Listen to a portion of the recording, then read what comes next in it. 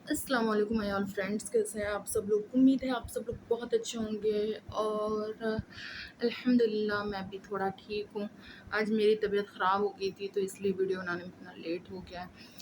और आज मैं जो टॉपिक लेके आई हूँ वो है हस्बैंड एंड वाइफ से रिलेटेड, कि एक हस्बैंड, एक शौहर अपनी बीवी को धोखा देने पे क्यों मजबूर हो जाता है या फिर क्यों धोखा दे देता है।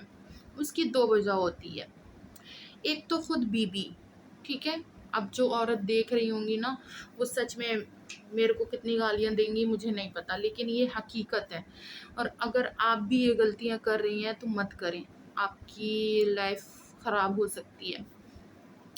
तो एक होता है खुद बीबी, ठीक है, और एक होता है आदमी की फितरत, जिसको बदलना नामुमकिन है। एक इंसान अपनी आदत तो बदल सकता है लेकिन फितरत नहीं। अब जो आदमी, कोई कोई आदमी ऐसा होता है कि जिसकी वो फितरत ही बन जाती है कि हाँ भाई, हमें एक को छोड़ा दूसरे को किया, दूसरे को छोड़ा तीसरे को किया।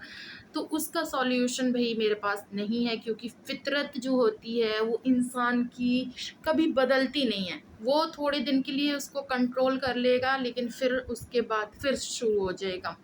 लेकिन वो तभी बदल सकती है जब उसको एक अच्छा खासा किसी से धोखा मिल जाए, जिसको वो बहुत ज़्यादा चाहे वो उसको धोखा दे के चली जाए और उसके दिल से फिर फिर वो समझता है कि यार मैंने कितना गलत किया, और तभी वो इंसान बदल सकता है, क्योंकि हम आदत बदल सकते हैं, फितरत नहीं। और दूसरा जो मैंने बोला कि एक वाइफ वजह है कि हस्बैंड उसको धोखा दे देता है, वो इन चीज़ों की वजह से, जैसे कोई कोई वाइफ की आदत होती है कि वो ना मुंह चलाने वाली, सबसे ज़्यादा औरत जो मुँह चलाती हैं ना, जो अपना बात करने का जो उनका लहज़ा होता है वो ख़राब होता है।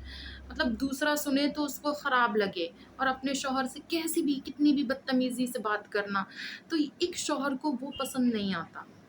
समझ में आ रहा है? एक शौहर कितना भी ख़राब हो लेकिन अगर उसकी बीवी इस टाइप से उससे बात करेगी तो मतलब उसका जो लहज़ा है वो सॉफ्ट नहीं होगा। मतलब अगर वो अपने लहज़े को ना सॉफ्ट तरीके से, मिठास अपनी लहज़े में नहीं लेके आएगी ना, तो जैसे कि मैं बता रही हूँ, हाँ, तुम जैसे मैंने बहुत देखे हैं, क्या है, तुम्हारे साथ मैंने शादी करके ना अपनी ज़िंदगी बर्बाद कर दी है। मेरे माँ-बाप ने पता नहीं कहाँ से तुम्हें ढूँढ लिया और मेरी तो मत मारी गई थी, मेरी किस्मत फूटी कि मैंने तुमसे शादी की। ये अल्फ़ाज़ एक शौहर के दिल पे बहुत ज़्यादा चुभते हैं। मतलब इस तरीके से बातें करना आपके शौहर को दूसरी औरत की तरफ खींच सकती है। क्योंकि एक शौहर कभी नहीं चाहेगा कि मेरी वाइफ़ मेरी बेइज़्ज़ती करे, मेरी वाइफ़ मुझसे गंदी तरीके से इस लहज़े में बात करे। तो उसकी ज़िम्मेदार सिर्फ़ और सिर्फ़ आप होती हैं। आप ये ना सोचें कि आप इस तरीके से उनके साथ ज़िंदगी भर करती रहेंगी और वो सहते रहेंगे। वो मर्द हैं, वो आपको हर हाल में धोखा देंगे अगर आप ऐसी हरकत करेंगी। तो अगर आपके अंदर भी ये हरकत है, सुधार लें। दूसरी बात, जो औरत होती है ना, जो मतलब ऐसी गंदी तरीके से, पहले शादी के पहले तो बड़ा सज-सवर के रहेंगी भई, हाँ भई, अब इतना इतना ज़्यादा सज-सवर के रहेंगी कि उसका जो हस्बैंड है होने वाला, वो कहीं देख ही नहीं सकता, क्यों, मेरी ही बीबी इतनी खूबसूरत है। बाद में क्या होता है भई, जैसे ही घर आ गए, हम शादी करके ले आए दुल्हन को, 1 महीना तैयार रहेंगी, दूसरे महीने से जो रात में नाइटी पहनी है उसी में पूरा दिन लगा देंगी। क्या पता सुबह-सुबह से नहा भी रही है, नहीं नहा रही, अपने कामों में मस्त हो गई। ऐसी औरत जो अपने आप को साफ नहीं रखती, जो अपने आप को मतलब अपने आप को ध्यान नहीं रखती, वो तो भाई दूसरा जो आपसे खूबसूरत होगी लड़की या खूबसूरत औरत होगी, वो तो भागेगी ही वो मर्द, क्योंकि आप उसको उस तरीके से नहीं दिख रही। तो मेरा कहने का मतलब है कि अपने शौहर के सामने, अपने हस्बैंड के सामने नीट एंड क्लीन रहें। थोड़ा अपने ऊपर ख़्याल रखिए कि मेरा शौहर मुझे देख रहा है। हम कहीं बाहर जाते हैं, पार्टी में जाते हैं, शादी में जाते हैं, दूसरों के लिए हम तैयार होते हैं, जिनसे हमें कोई मतलब नहीं होता। दूसरा हाँ, उसी टाइम तारीफ़ कर देंगे आपकी, लेकिन आपके साथ जो ज़िंदगी भर जिसको रहना है, आपके शौहर को, उसके लिए आप तैयार नहीं होगे। मैं नहीं कहती कि आप पूरा मतलब जिस तरीके से शादी में जाते हैं, उस तरीके से भारी-भारी कपड़े पहने, लेकिन अच्छी तरीके से, मतलब जो नाइट सूट पहने हैं उसी को पहने दिन भर ना घूमें। कुछ औरतें होती हैं जो नाइटी ही पहन के घूमती रहती हैं, तो कुछ अच्छी तरीके से अच्छे कपड़े पहने जो आपके पास हैं। ये नहीं कह रही हूँ महंगे महंगे कपड़े पहने, जैसे भी हैं क्लीन साफ। सबसे पहले सुबह उठें, नहा लें, धो लें, अपने आप को थोड़ी सा 5 मिनट टाइम दे दें, कंघी कर लें, थोड़ा सा क्रीम पाउडर लगा लें, उसी में आपकी पूरा दिन निकल जाता है। मैं नहीं कहती कि हर टाइम आप मेकअप थोप के रखें, ज़रूरी नहीं है मेकअप थोप के रखना, और ज़रूरी नहीं है मैं भी हमेशा नहीं मेकअप थोप के बैठती हूँ। वीडियो भी बनाती हूँ, मेकअप थोप के नहीं बैठती हूँ, क्योंकि भई होता है कभी कभी मेकअप लगा लिया, कभी कभी अच्छे से हम नहा धो लेंगे ना, उसी में हम क्लीन लगने लगते हैं। आई समझ में बात? तो अगर आप ऐसा करती हैं तो प्लीज़ अपने आप को पहले देखें, अपने आप को थोड़ा सा सही कर लें। आपको मेरी बात बुरी ज़रूर लगेगी, उसके लिए मैं माफ़ी मांगती हूँ, लेकिन ये बात हकीकत है। अगर आपको अपने शौहर को अपने पास रखना, किसी दूसरे औरत के पास नहीं देखने देना, तो अपने आप को सही रखें।